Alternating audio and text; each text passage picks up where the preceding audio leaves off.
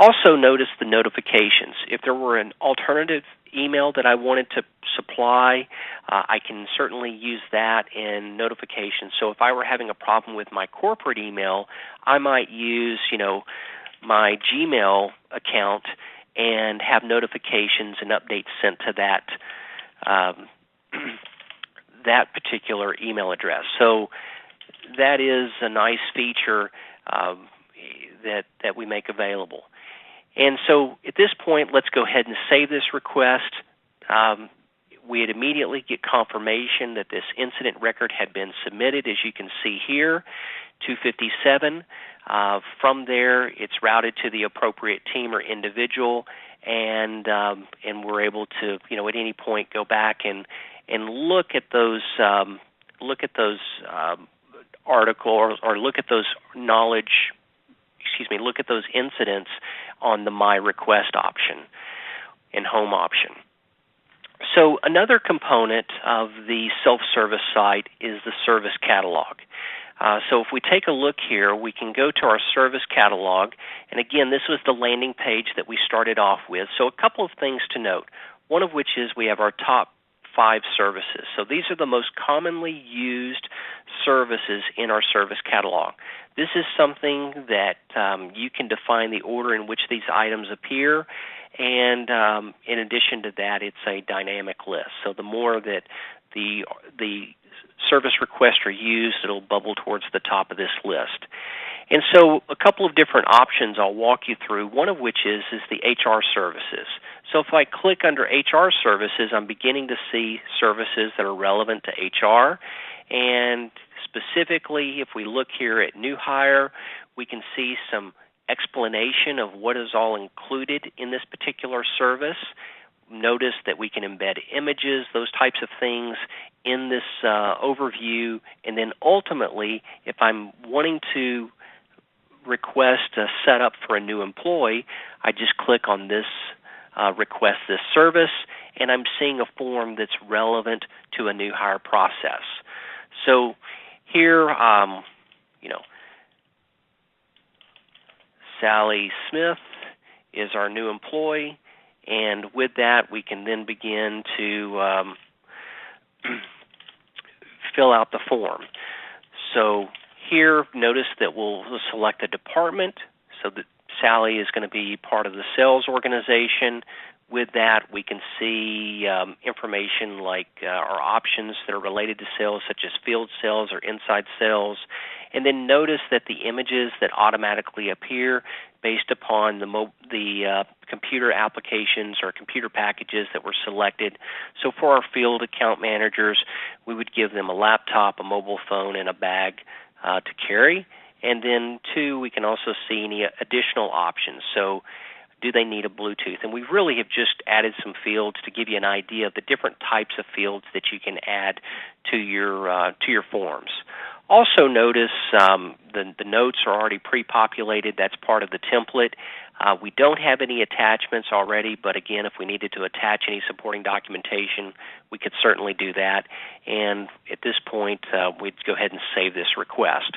Now, that request will be routed to the appropriate workspace in FootPrints, and from there, we'd absolutely have subtasks divvied out to the appropriate groups and individuals. One thing that I would point out related to self-service is that make sure that as you're advertising this to your customer base, that the things that you have there work and work well. The last thing we want is the customer to go here and not be able to do what we've advertised.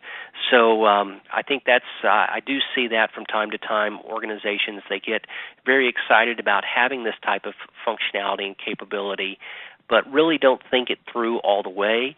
And again, if we lose our customer from the offset, that really does, it's very hard to retain them and have them come back to that self-service site. So one other example I wanted to give you using the service catalog was the was here in IT services. So you'll notice I've got subcategories of services. Here again, these are all definable by you in terms of what appears in this list, but we've got desktop services where we can see different options.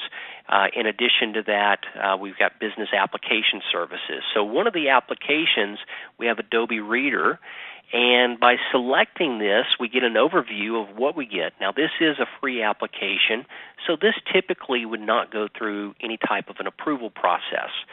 So really the only thing I need to do is click the Submit button and then review the request that's already, it's already populated by using the template, and then from there we simply save this request.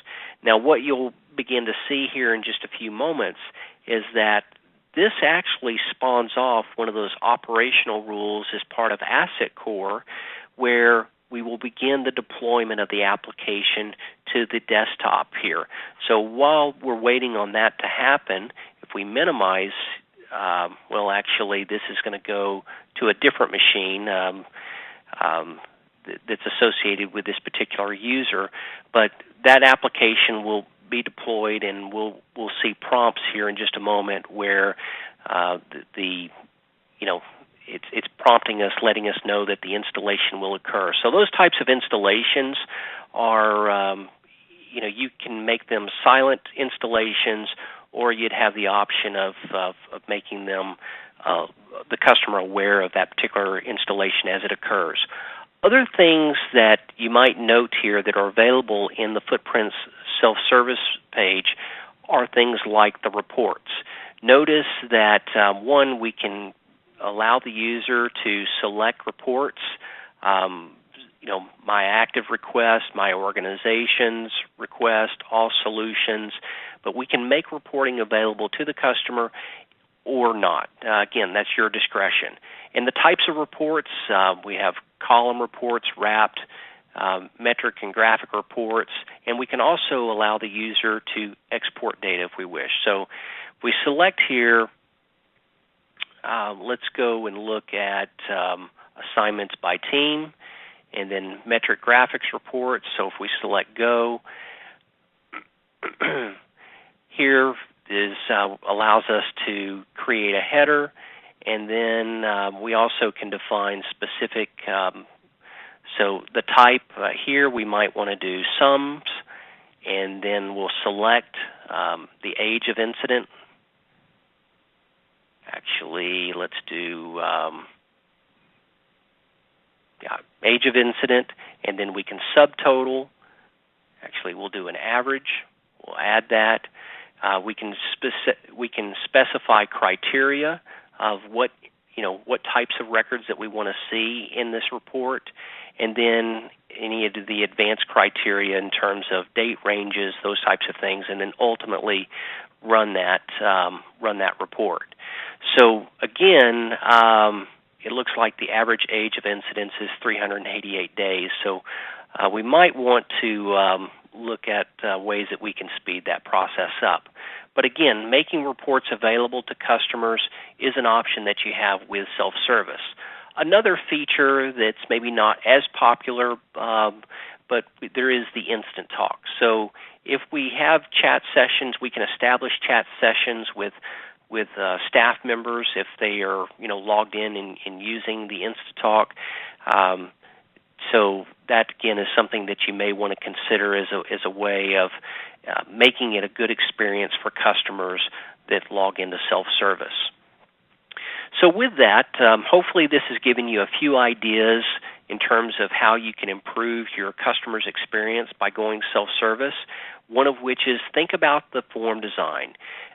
You saw how when I had selected specific options that I had images embedded into my form. I had questions that we were prompting the user for. So those are all great ways of collecting the necessary information up front. Also, I would encourage you to utilize the service catalog. Identify the services that you offer, make those available on the catalog or in the catalog, and have collect all the appropriate information up front so that you're ready to fulfill that request when you receive it and not have to go back and forth with the customer to get additional information. So those are some of the quick tips that we wanted to share with you today in the self-service demonstration. Hopefully you found this to be useful.